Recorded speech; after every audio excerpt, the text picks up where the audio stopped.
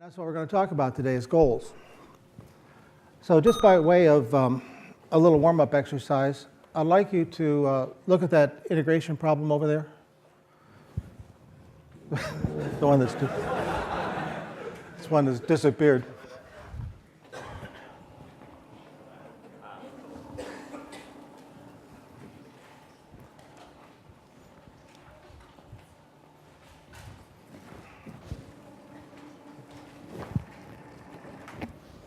So the question is, can you do it in your head?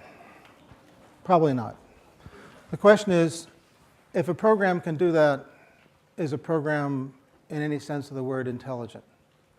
That's a background task I'd like you to work on as I talk today. So today we're going to be modeling a little bit of human problem solving, the kind that is required when you do symbolic integration. Now you all learned how to do that.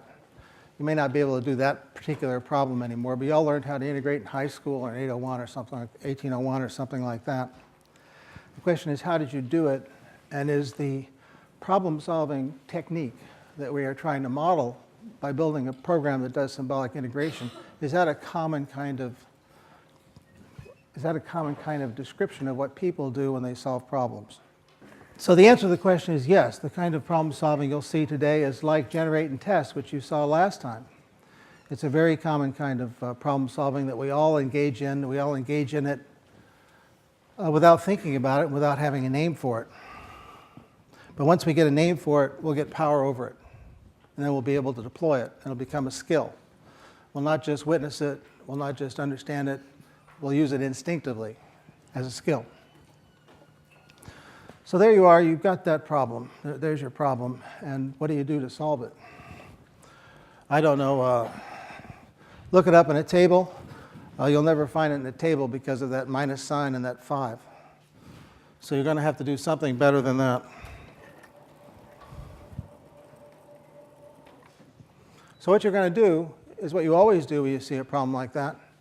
You try to apply a transform and make it into a different problem that's easier to solve.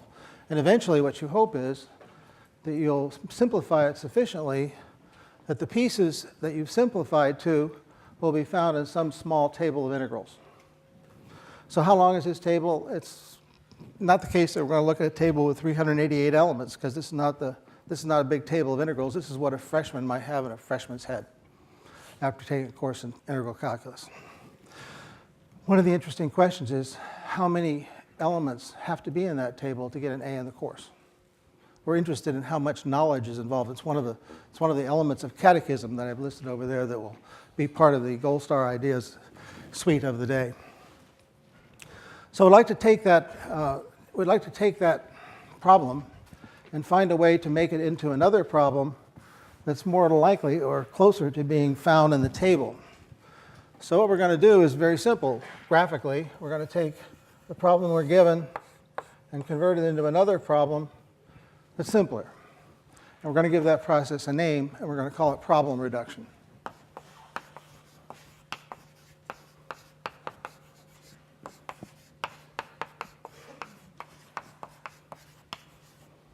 And so in the world of integral calculus,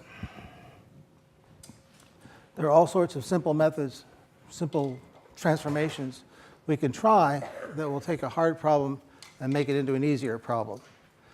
And some of these transformations are extremely simple and always safe. Some of them are just, well, let's try it and see what happens. But some of them are safe, and I'd like to make a short list of safe transformations right now. Now I'm going to be going into some detail, and that detail will be grungy. And the question is, why do I do it? And it's educational philosophy is why I do it. So here's the educational philosophy. At one level, you want to have a skill. But if you're going to have a skill, you have to understand it.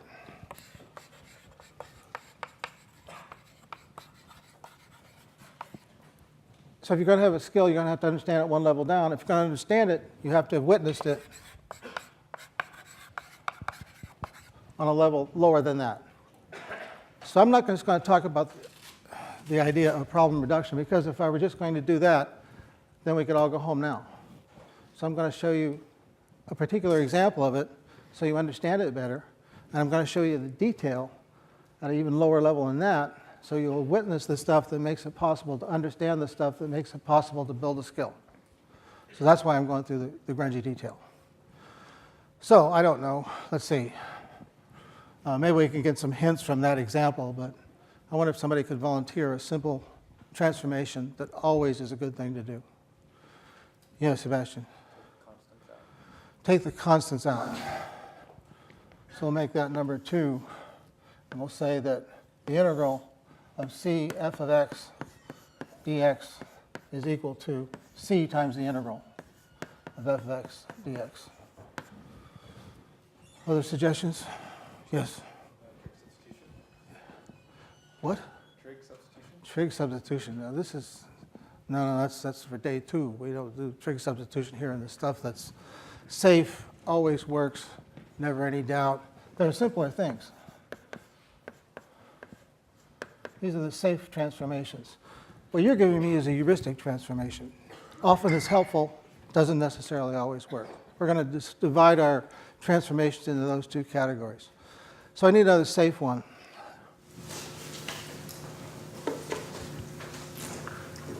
Already, the architects are sitting over there, divided not only by nationality but by course. What? Sum of integrals is the integral of sum. Yeah, sum of integrals is the integral of sum.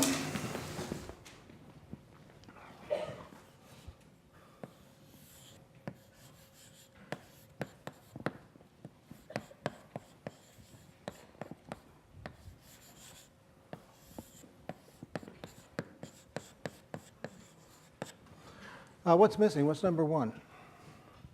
You're probably thinking it's already there because you've given me the transformation that involves a constant, and you can think of minus 1 as a constant. But whether you need a separate transformation or not, of course, depends on how you represent the knowledge.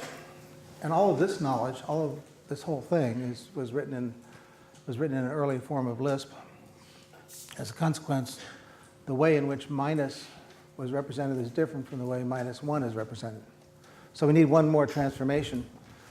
Or rather, Jim Slagle needed one more transformation when he wrote his famous integration program, and that was that if you have the integral of minus f of x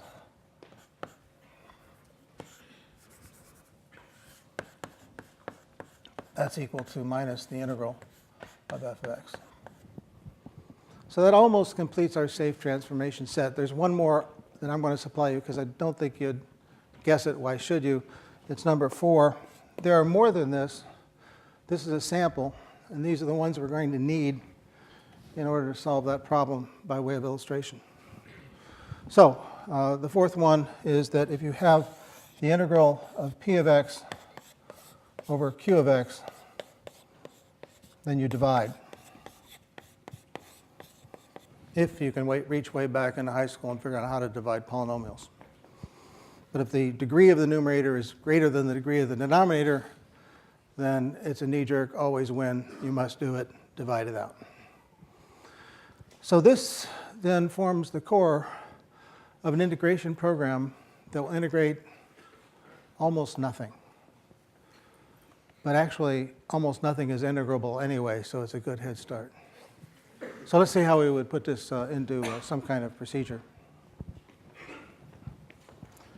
Some kind of framework for deploying the knowledge that we're beginning to develop.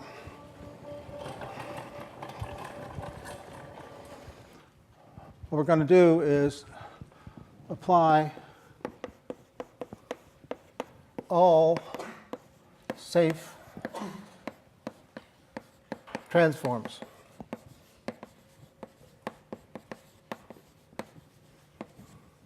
That's our first step. Then we're going to look in the table.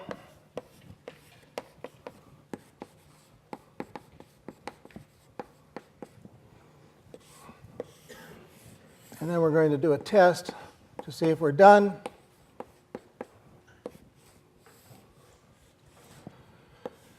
And if we are, we report success. But we're not likely to get done with just that stuff. But you know what? There was one transformation up here which breaks my little diagram. Which one is it? It's the third one, right? Because this picture does not reflect what happens when you apply number 3, because it breaks the problem up not into just one problem, but into a whole bunch. So we have to extend our graphical device for talking about this by a little bit and show what is called an AND node.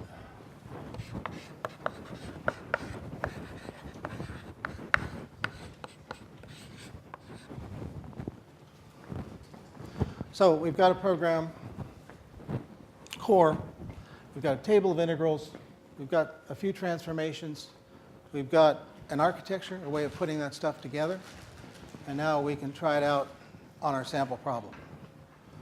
So let's have a go at that.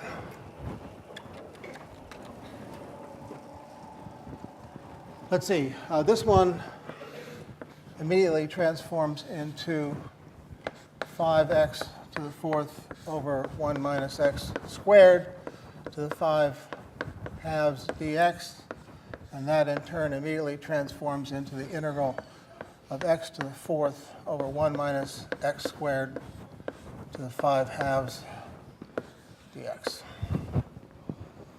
This program, by the way, is a dawn age program. This was written by a nearly blind and subsequently completely blind graduate student by the name of James Slagle in 1960, a long time ago. The reason I give it to you today is because by describing it, I'm giving you a 1-lecture course in artificial intelligence. He anticipated so much of the subsequent 20 years that talking about his program, which is possible in one day, is a miniature introduction to the whole field. So Slagle, as he was doing this on an antique computer, almost no memory, almost no speed, only slightly faster than mice running around on a treadmill, he was able to write a program that did extremely well when benchmarked against freshmen. And the way you benchmark against freshmen, of course, is you give it an examination drawn from the previous MIT finals for 4 or 5 years, the hardest problems. And this was the hardest problem that it solved. So at this point, with what we've got so far, we would be stuck. We have no transformation that can take us further. So we need something else. And what we need by way of something else is some transformations that we will describe as, I don't know, perhaps we'll call them heuristic transformations.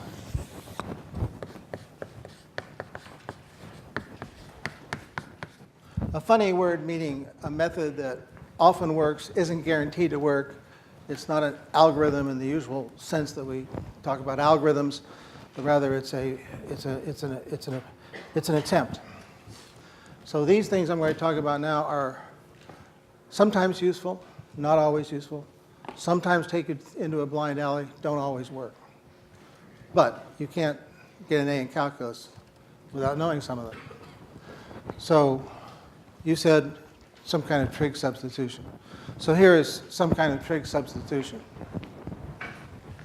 We'll call this heuristic transformation A. You have a function of sine x, cosine x, tangent of x, cotangent of x, secant of x, and cosecant of x. And we all know from high school trigonometry that we can rewrite that as a function of sine x and cosine x. Or we can rewrite that as a function of tangent of x and cosecant of x. Or we can rewrite that as a function of cotangent of x and the secant of x. So that's a transformation from trigonometric form into another trigonometric form. It's not always a good idea. Sometimes it helps. Well, that's just part one of our suite of heuristic transformations. Stop.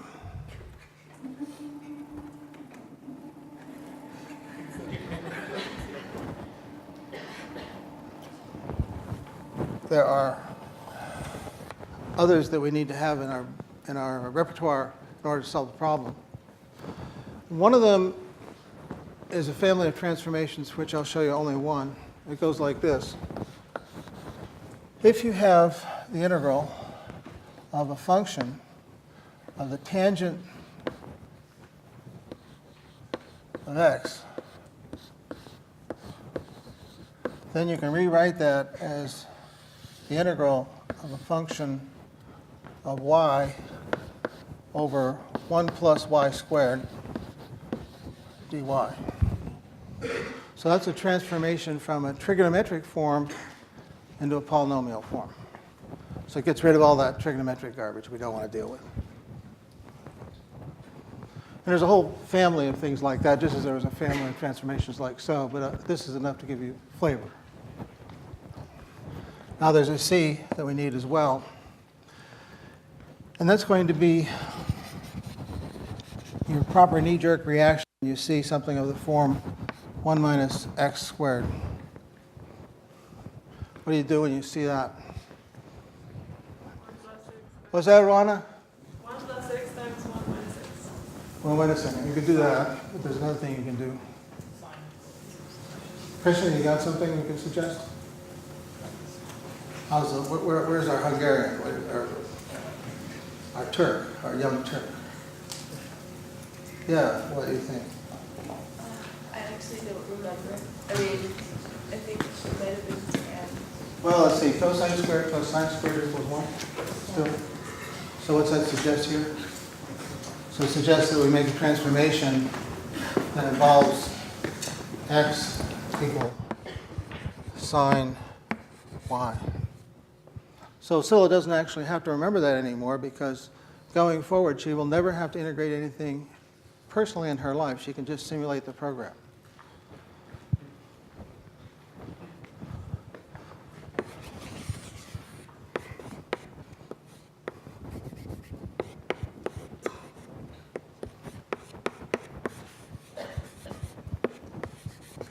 So these go from polynomial form back into trigonometric form. So you have 3 of these heuristic transformations. We've got 4 safe transformations. Let's see if we can make any progress on our integration problem.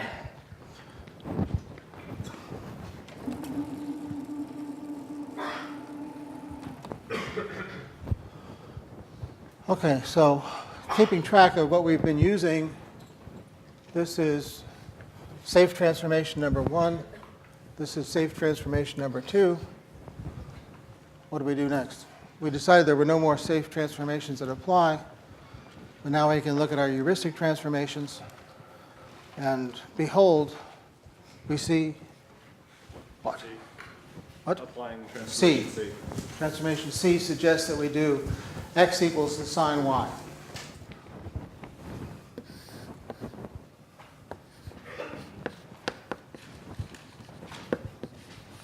And now we get the integral of sine to the 4th y over cosine to the 4th y dy.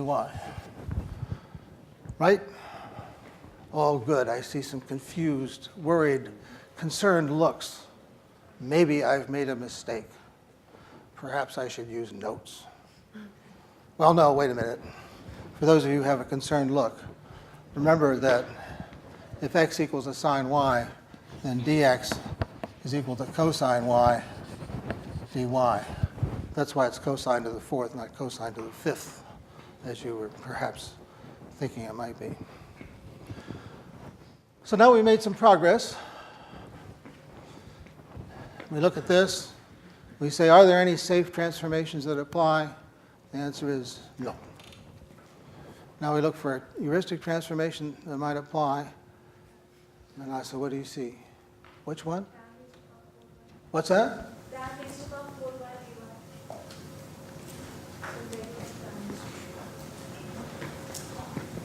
She said something unintelligible, but what she probably said is that this looks like a pattern that might match with the heuristic transformation A, right?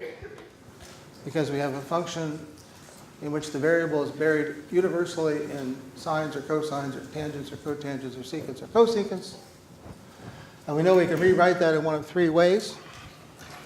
It's already written as a function of sine and cosine, but we can also rewrite that in terms of tangent and cosecant or cotangent and secant. So when we do that, we can go this way, and we can get the integral of 1 over the cotangent of x dx. That's g2 up there. No, that's g3 up there. Or we can do it down this path and get the integral of tangent of x dx. And of course, those are both to the fourth. But you know what? I've broken my little graphical diagram again. Where did it go? It's disappeared.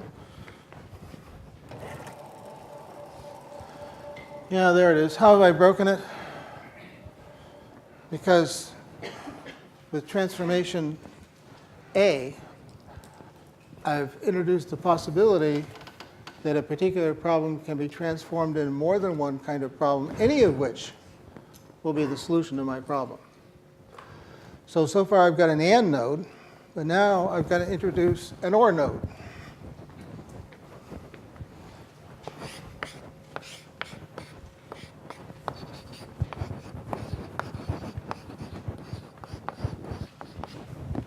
Because now we have an example of something that can be solved one of two different ways. We don't care which one it is. Now you'll notice that there's already some confusion here, because how can you tell the difference between an AND node and an OR node? So the universal convention is you draw an arc over the AND nodes. And that makes it look like an A, so it's easy to remember.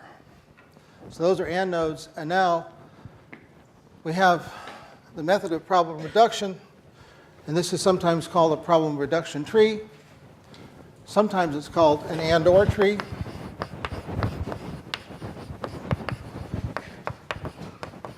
And sometimes it's called the goal tree. Because this tree of problems is a tree that shows how our goals are all related to one another. So these are items for your vocabulary that are all synonymous. Problem reduction tree, AND/OR tree, goal tree, all the same thing. Now you have a name for it, you've got some power over it.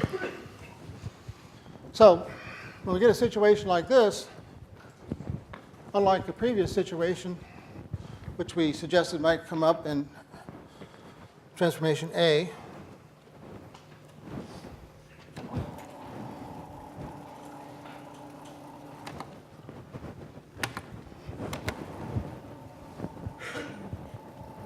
let's see, we got 1, 2, C, and this one is A. It's an OR node. Which one of these problems do we work on? Well, Slagle, who considered himself to be modeling a freshman, modeling the intelligence of a freshman, modeling something that, after all, you have to be pretty smart to do, right? I mean, most people don't know how to do integration. Everybody at MIT knows how to do integration. You would think that somebody, therefore, that knows how to do integration is pretty smart. What would a smart person do when faced with this choice? Well, a smart person would say, which of these two problems is easier? So how do you think you might determine which of two or many algebraic expressions is the easiest to integrate? What's your name? Andrew Carroll. Andrew, what do you think? Based on whichever one feels more familiar. Feels. Yes. Feels. Yes, how would I decide? Yeah, how would you decide? How would you feel it, Andrew? I feel that the tangent is more familiar. Which one? I feel that the tangent, the one is the. Yeah, but I wonder how we can make a little bit more precise this idea of simplicity. The Young Turk has a suggestion. What? Well, I had a suggestion until you said this idea of simplicity. So then I realized that what I was about to suggest wasn't going to clarify simplicity, but I was going to say whichever one we've had more encounters with or more experience with. Yeah, if there was something here with a hyperbolic tangent, you might say, well, stay away from that. Leonid? To which one of those the easier transformation is applied on the next step? This is- Which, well, you might do a little look ahead and see which kind of thing would be next to you. I don't know, maybe. Oh, we've got lots of people all too. I don't know all the names yet. Shoot. Erica, I know you. What if we look up on the table and see if we can- Oh, you can look it up on the table and see if there's something is in it. You can do that. But this is tangent to the fourth, so that's not in the table. Ariel? I choose the one that has the reciprocal. Why? Just because when people see 1 over, like, oh man, it's not gonna work. Yeah, we're on the right track. Claire? On an extremely simple level, I choose whichever one has the least symbols in it. The fewest symbols in it. Now we're really getting somewhere because you can measure that, right, with a little program. Why, Brett? There you are.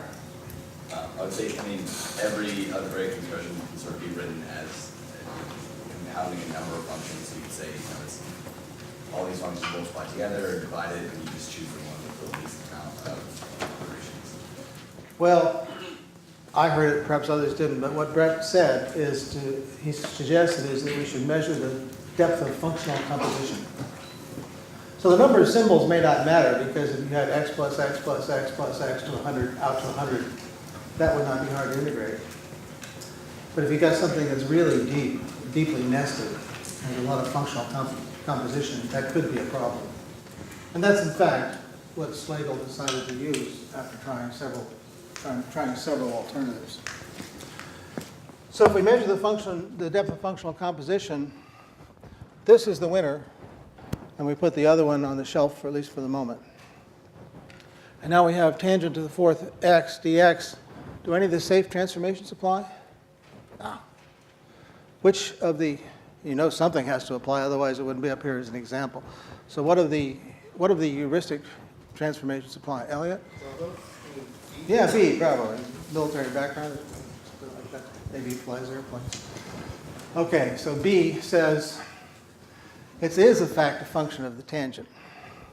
And when we do that, we've got to make a substitution that y is equal to the tangent. So that means that this becomes the integral of y to the fourth over 1 plus y squared. And that's by transformation B, and the transformation is y equals tangent of x. Tangent, I guess I've lost track of the fact that I've already transformed to y, but relabeling doesn't matter. All right, so that's progress, maybe. But don't see this in any of the heuristic transformations. What do I do now? I didn't have to look at the heuristic transformations because one of the safe transformations applies, right? Because this thing is a rational function, and the degree of the numerator is greater than the degree of the denominator, so I have to divide. And when I divide, and that, by the way, is number 4, I get what? Is anybody good at high school algebra? Can help me out with that? Y squared minus 2 plus negative 2 over 1 plus y squared. Exactly. Y squared minus 1 plus 1 over 1 plus y squared. I think.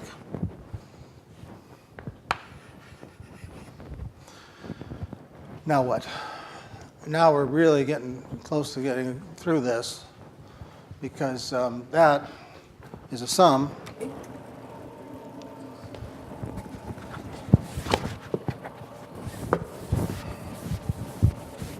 And in virtue of the fact that it's a sum, that divides into 3 pieces. And the top piece is the integral of y squared. The middle piece is the integral of minus 1. And the bottom piece is the integral of 1 over 1 plus y squared dy in all cases. Gosh, if I look this up, I found it. Right? That's up there. That's number B, or letter B. So I'm done with that. This one I can transform again by virtue of 1, and now I get the integral of dy. That's in there. That's b as well. And this one, I don't know. But I better keep track of what I'm doing here. This is an and node, so I've got to do all of those. I can't give up on that last thing. And that and transformation is transformation number 3. So this is in the table. This is in the table. We still have this to do, but that's C, heuristic transformation C. If we have 1 plus y squared, then with the transformation C with y, that's y squared, y equals tangent of z, then we get to the integral of dz, and that's in the table, and we're done. So now we've solved the problem. It's the hardest problem that appeared in that half decade on MIT 1801 finals. This is exactly the problem that was given, except that it started here. I put the other 2 pieces on just to illustrate a couple other transformations. But that's a problem that is solved. And now that we've seen in the example, we can finish up what we talked about a little bit ago, having to do with the architecture of this thing. So far, all we've done is talk about the safe transformations, but now we know that if we're not done, we need to find a problem to work on.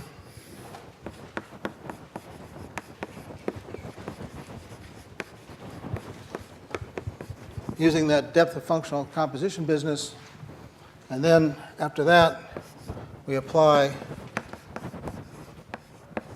heuristic transformation.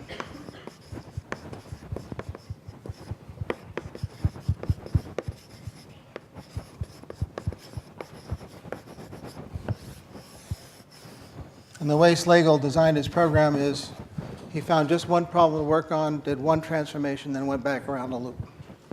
Because these heuristic transformations are a little harder to apply than the safe ones. So I've given you an accurate portrayal of what this program did, except for one thing, which I would like now to go back and patch up.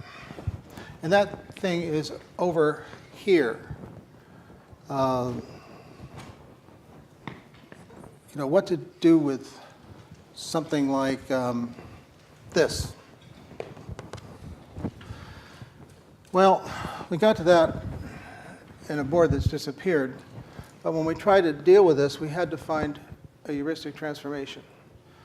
And when we decided to work on this, it must have been the case that this was the simplest problem at the leaf node, at a leaf node that has not yet been solved. So what's the functional composition depth of this? It's 3. Back over here, we have something that has a depth of functional composition of 2. So when the program actually ran on this particular problem, it stopped a few inches short of the finish line and went back and screwed around with another problem for a little bit before it gave up and came back here. So it's always looking across the whole tree, the leaves of the tree. Whenever it has to find a place to work on with a heuristic transformation, it happened to look at all the leaves of the tree that had not yet been dealt with, tried to find the easiest one, and that could involve a lot of backing up and starting over on a branch of the tree that it had previously ignored. A small detail, not a particularly important one. But now, where are we? We've got that guy there. We've got our complete architecture.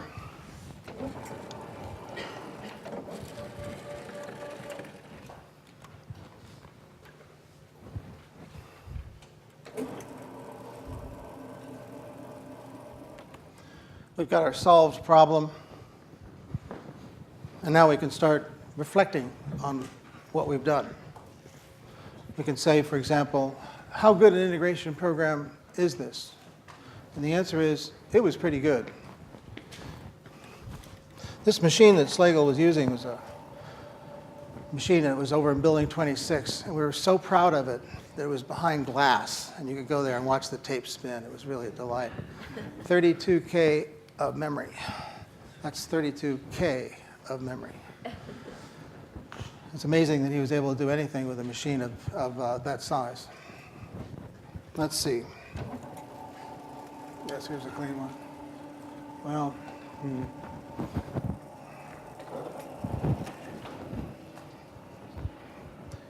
can't do board geometry and talk at the same time. We can now ask some questions about how well the program performed. It was given 56 of the hardest problems, and it got 54 right. What happened when it didn't get the other two? Well, you might be right if you said, oh, it probably ran out of memory since it had 32K. But in fact, it just was lacking 2 transformations that were needed in order to solve the whole entire set of final quiz problems. So when a program fails is often the most interesting question you can ask. This is an exception.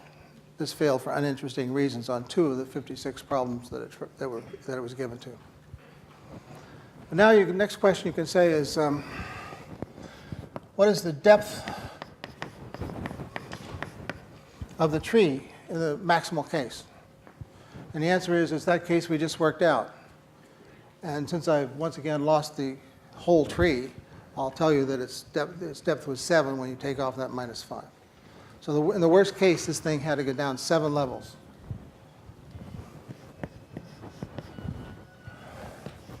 That's the worst case. A more interesting question is, what was the average depth?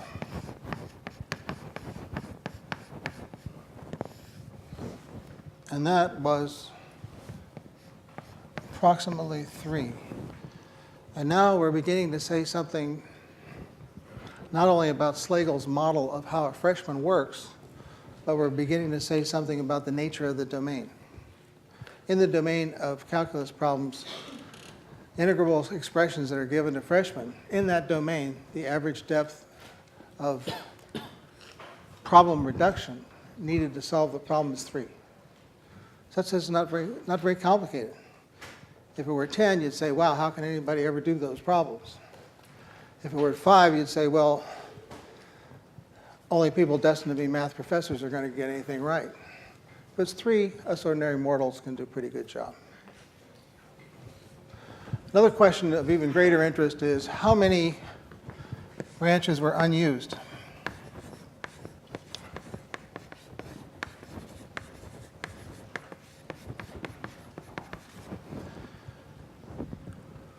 Here's a branch that turned out to be unused. Didn't pursue that. And so you might say, well, maybe there are a lot of unused branches. Maybe you have to be pretty smart about your method for determining what problem to work on, because otherwise you'll go down a lot of rat holes. And guess what? Here's another statement about the domain. In the domain of problems that freshmen can work on a final, the number of unused branches is about 1.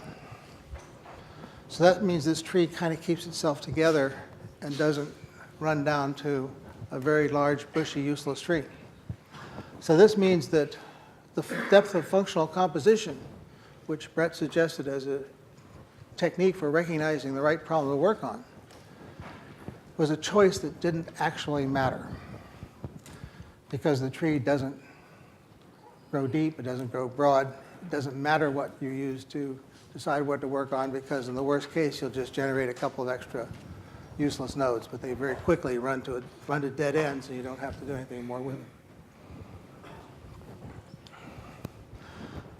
So now, the next thing we need to do is back even further away from this program and ask ourselves some questions about the nature of what we've been doing. And that brings me to the things I've got on that upper right-hand board. One of those things is a catechism having to do with knowledge. And what we've done informally as we went through this program was we've asked questions such as, what kind of knowledge is involved in doing this? Well, knowledge about transformation, knowledge about how goal trees work and when we're done with a problem, knowledge about what things don't need to be transformed because you can look them up in a table. That's the kind of knowledge that is involved in doing 1801. And if you do 1801 circuit theory, 6.0 circuit theory, or 6.0 Maxwell's equations. It's the same thing. You have to ask questions of this sort about the nature of the knowledge involved, and question number one is always, what kind of knowledge is involved? Is it Kirchhoff's laws, Maxwell's equations, what is it? The next question is, how is the knowledge represented? And our answers here are, well, all of this stuff ultimately was represented in Lisp S expressions. Some of the knowledge was recorded in a table of S expressions that show what transformations there are. There was a similar table of integrals. Knowledge about gold trees was embedded in a procedure, so it was procedurally represented. And so for each of the categories of knowledge, there's a way it gets represented. How is it used? Straightforward. Transformations are used to make the problem simpler. The table is used to trim off and complete to serve as the bottom of the tree. Those are the ways in which the knowledge is used. And then there's a question, of course, of how much knowledge is required. Something that's useful to know if it's late at night, you have 2 finals the next day, and you're not sure which course you should study. So how much knowledge might you suppose was actually in this program? I've shown you a glimpse of the kind of knowledge that's involved in the program. I've answered a little bit of question 5, what exactly? But how much knowledge was involved? You might be surprised by the answer. First of all, the table of integrals. I've listed only 3 things there. There are lots of other things you can think of, like integral of e to the x is e to the x. But in the end, what Slagle found is a table of only 26 elements was enough to solve all of these problems. How about the transformations here, the safe ones? About 12. How about the heuristic ones? About 12. So just a little few bits and pieces of knowledge here and there are sufficient to do everything you need to do in order to deal with the integration problems on a calculus final. That was a surprise. Another surprise of a similar kind, also about knowledge, is that the relationship between the method to be used and the characteristics of the problem was almost a diagonal table. That means that you could, in this domain, make the right transformation almost all the time if you're a little bit smart and never back up. That was an observation made by Joel Moses, who became subsequently our provost here at MIT for a while. And he wrote a program that could solve anything. Even, it would beat the most dedicated mathematicians at integration. And its descendants are in MATLAB today. But this is how it all works. And now you could write one of these things yourself. Partly because you now have this catechism. This is the kind of stuff you should ask anytime you're dealing with a new domain. It will make you smarter. And this is, of course, meta-knowledge. This is knowledge about knowledge. So this tired aphorism isn't quite what we are going to complete ourselves with. We're going to say that knowledge about knowledge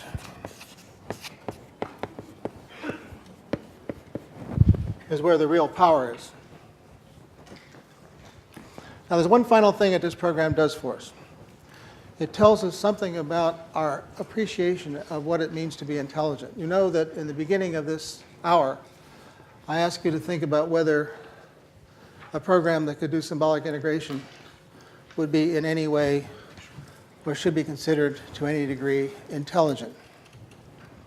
And I'm imagining that even in these days of MATLAB and whatnot, that many of you said, well, yes, I learned how to do that at MIT or late in high school, so it must be smart. But now that we've completed this discussion, I also expect that your feeling of intelligence in this program is somewhat diminished. Because what happens is that when we understand how something works, its intelligence seems to vanish. And you've seen this in your friends, right? They solve some, well, no, they solve some problem. They seem super smart. Then they tell you how they did it, and they don't seem so smart anymore. So let me conclude let's conclude our discussion today with a little story. I was once, long time ago, I was talking with a student who said, computers cannot be intelligent. And I said, okay, maybe you're right, but let me show you this program. So I showed it the integration program working on problems like this. And after I showed him a couple of those examples, he says, well, all right, I guess maybe they can be intelligent. I'm learning how to do that. It's not always easy. Then I made a fatal mistake. I said, let me show you how it works. And we spent an hour going through it like this. And at the end of that time, he turned to me and said, I take it back. It's not intelligent after all. It does integration the same way I do.